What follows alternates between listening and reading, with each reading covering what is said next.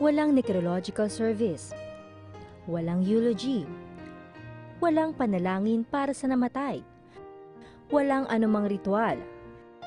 Napakasimple at napakasolemne. Ganito inilibing si KRD. Isang araw matapos ang libing ng tagapamahalang pangkalahatan ng Iglesia ni Cristo na si kapatid na Eranio G. Manalo, hindi pa rin malimutan ng mga dumalo at nakapanood ng mga hindi kaanib sa iglesia ang kakaiba nilang karanasan at kanilang nasaksihan. Si Agriculture Undersecretary Berna Romulo Puyat na ang tanging pagkakataong nakaharap si KRD ay nang minsang makamayan niya ito. Ngayon daw niya napagwari kung gaano kamahal ng mga kapatid sa Iglesia ni Cristo si KRD Manalo. At batay niya sa nakita niyang pagbuhos ng pamimigati at pagmamahal ay natanto niya kung anong uring tao si KRD.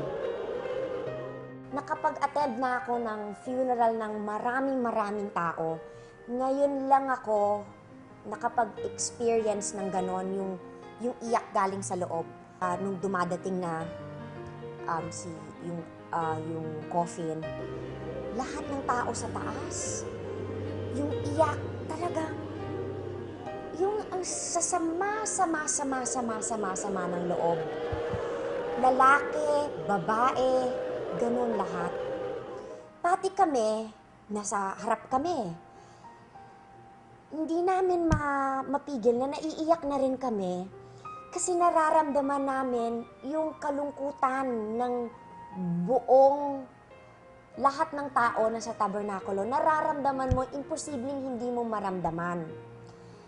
Ngayon na naiiyak ako pag naaalala ko kasi parang nalulungkot ka rin. Dahil alam mong may nawalang doon ko lang na talagang ganong kamahal ng lahat ng tiga-iglesia si KRD. Kasi napakagaling niya, napakabait niya. Obserbasyon pa ni Undersecretary Romulo Puyat sa kasimplihan ng libing. Strike din sa akin, napakasimple. Walang nagsalita, walang arte, and yet kahit na simpleng-simple, yung pagkasimple niya, mas naging solemn, mas naging mataas. Feeling ko, I was in the presence of a king. Hari ang kasama ko. Hindi mo kailangan ng maraming kaartihan para bigyang galang ang isang hari. Yun ang naramdaman ko. Ito rin anya ang naging daan para maunawaan niya ang pananampalataya ng mga kaanib sa Iglesia ni Cristo. Iba pala talaga ang iglesia. Yun lang ang right after tinawagan ko lahat ng mga kaibigan ko tiga-iglesia, sabi ko, ngayon ko lang naiintindihan kung bakit iba ang Iglesia ni Cristo, iba yung pananampalataya ninyo, yung solemnity, ibang klase. Words cannot describe kung ano yung naramdaman namin at yung honor. At mapalad kami na we were able to share it not only with sila Ka Tenny and Ka Eduardo, but kasama ninyong lahat. Si dating Congressman Baby Asistro, pinanood ang libing sa telebisyon. Hindi ako nakakita ng ganong ka-time-time. He must have touched so many lives na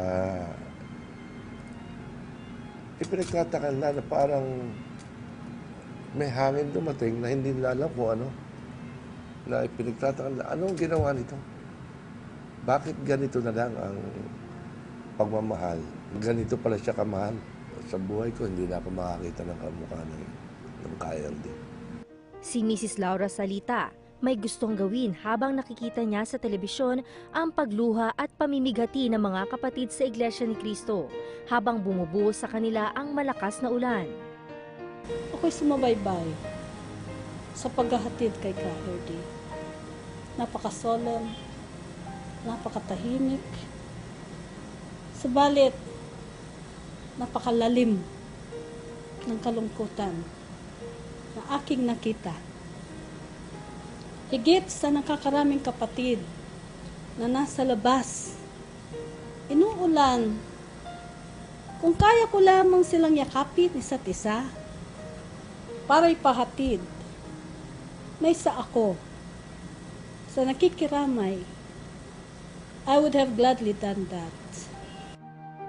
Para sa iBalita, ako si Jelmy Miranda.